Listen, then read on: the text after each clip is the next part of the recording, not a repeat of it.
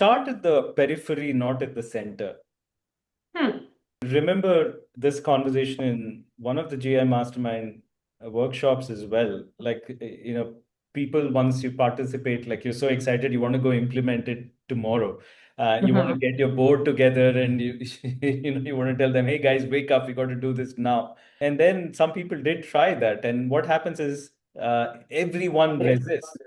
The job of the center, the job of the core of any organization, especially older organizations that have been successful in a certain way for a long period of time, their job is to resist, and they're doing the right thing by resisting all your exciting new ideas. So let's accept the system for as it is to begin with, because it's going to cause less frustration when we do that.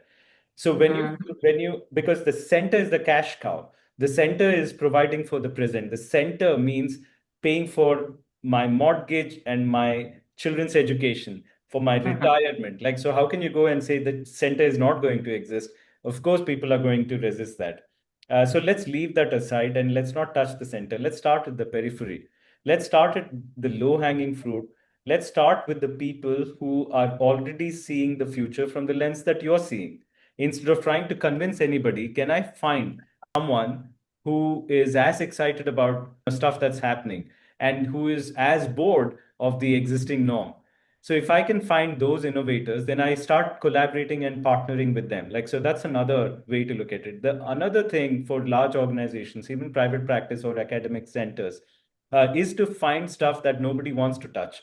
They are difficult problems. They're not very hard to solve, but the problems are difficult, have been in existence for a long time, and people don't want to go there. Start in these open spaces and start building stuff collaboratively with whoever is willing to work with you. And then once you do that, then start presenting it to the center and make it their idea. So once it becomes their idea, then they should be asking you, okay, how do I now implement AI across this area and that area? Because now it's saving me money.